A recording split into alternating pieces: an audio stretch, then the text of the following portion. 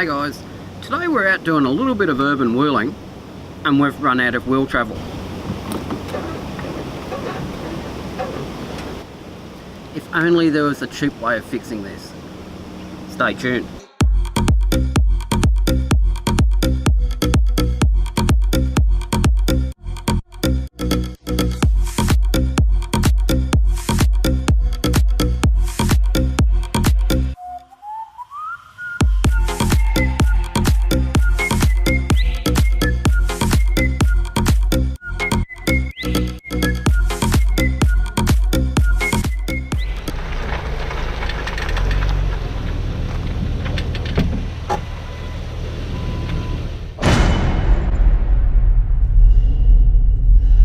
Hi guys, my name's Daryl Sheether and welcome to Project TJ.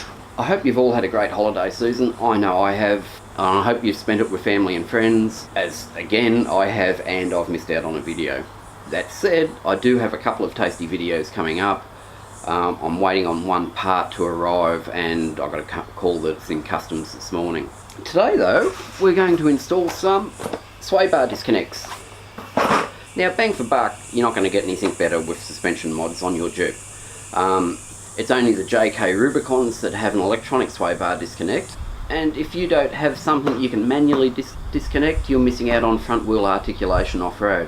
What is good with these is generally when we talk about suspension modifications, we talk about compromises. Generally in the Jeep world, we're aiming for more off-road ability, and as such, lose a little bit of on-road use. Whether that be a bit more body roll, slightly harder riding suspension, slightly higher to get into, but they're all compromises. This is one modification that you're doing to your suspension system, that there are no compromises on road. Your Jeep will be exactly the same as what it is, and if you've got some worn front end links like I have, it's actually going to be a bit better. With these, when you reach the trailhead, you have to manually get out of the car and pull a pin and disconnect these, but we'll see as we install them. Installation on these is really simple. You probably don't even need to remove the front wheel, although I will because it makes access much easier. Only difficult thing is sometimes the sway bar disconnects can be rusted on, and that's more so if you've got salt on the road or something. And there is a ball joint you need to separate, like a tie rod end, which can be a problem. I actually tried to do this the other day and I couldn't get the ball joint out. So I've bought a separator and we should be good to go today. When you're buying these things, don't buy the real cheap ones. They can get a bit rattly really quick. So buy decent ones. So let's get into it. So this is what you get in the box. Instructions. We get one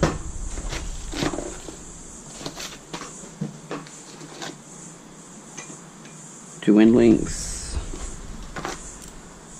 We get a pin each. Two sets of bottom disconnects,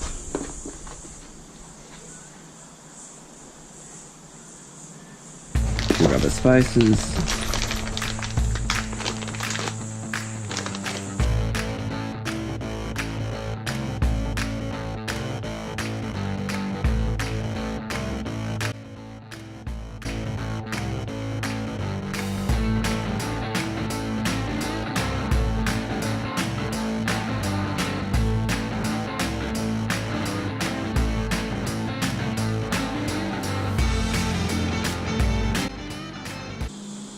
Okay, looks like everything's there. We're good to go. So first up, we'll jack up the front of the Jeep.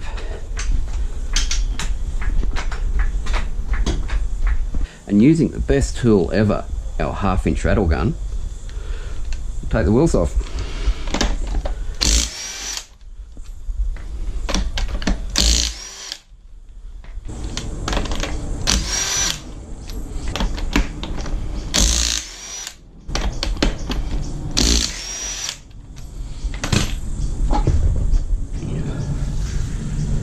So first up, we need to get rid of the old sway bar links, so I'll undo this nut there, and this is one I had trouble with.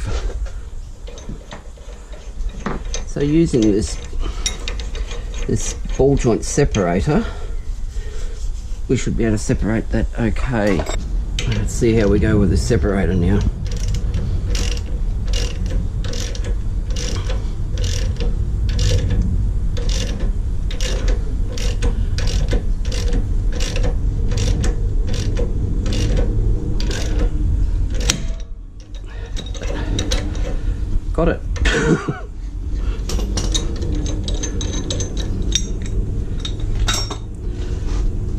and the rest of it should be reasonably easy. And the bottom link,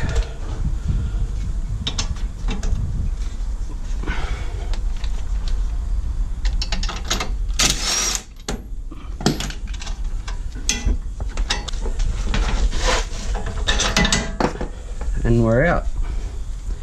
The job's half done. And removal of the original sway bar link is the same on this side, under the nut at the top, bottom, pull it all apart.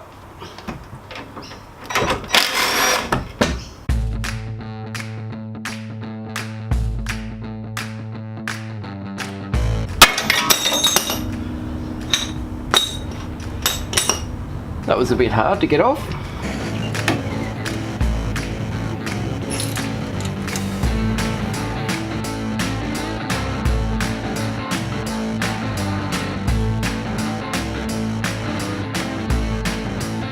And we're free. So what we'll do is we'll install the attachment points for the disconnects on each side first up. These are the bullets for the bottom mounts. Now they face inwards and there's a rubber spacer on them.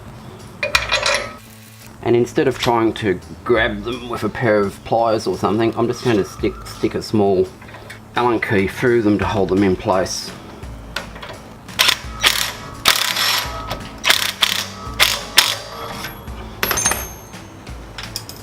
For the top mount, these go above the sway bar link, but there's a threaded side and a non-threaded side. The threaded side goes inwards. The cap-headed bolt goes from the bottom, and the nylock comes in at the top.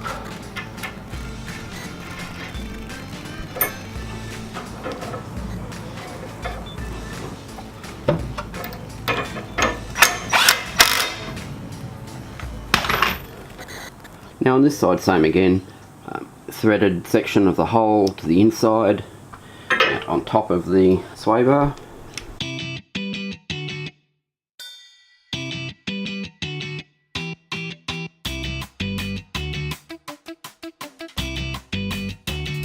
And again with the bottom, rubber spacer over this, goes insert to the inside of the car. One key through here where I'd like the pin to sit.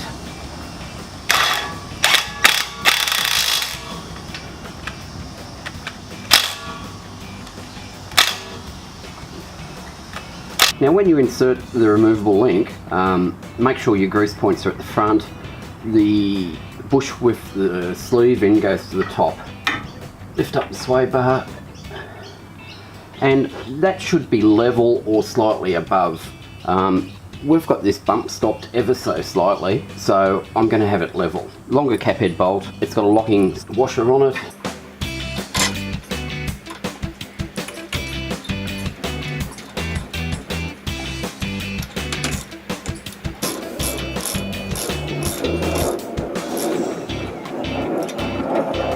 Now I've measured both links and made them the same length. We'll just fit the upper bolt.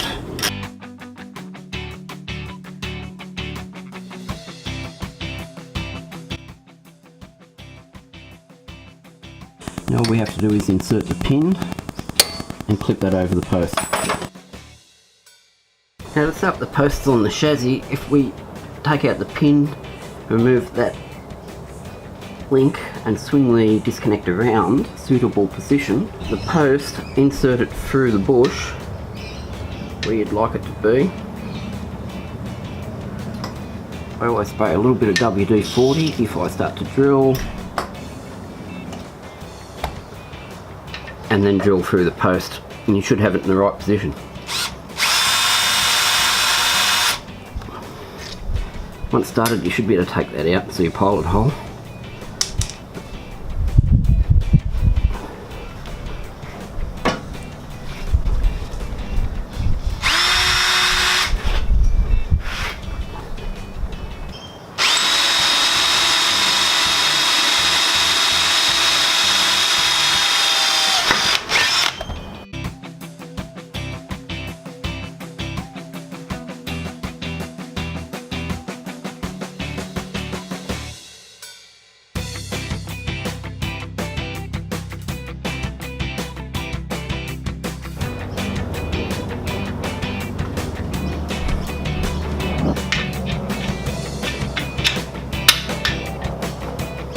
job done. So just repeat that on the other side and we're finished. They're pinned up very nicely on the chassis.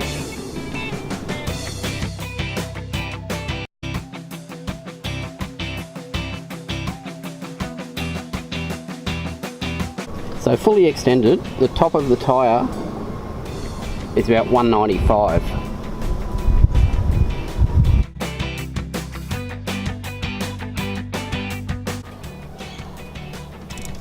So I've just flexed this out and we've now got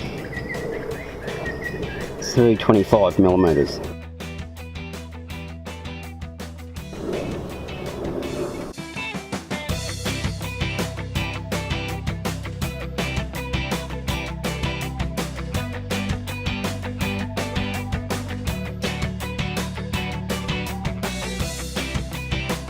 So I think you'll agree, for not a lot of cash, that's quite a bit of wheel travel. Join in next time where this thing's getting some worn winch goodness. See ya. Peace.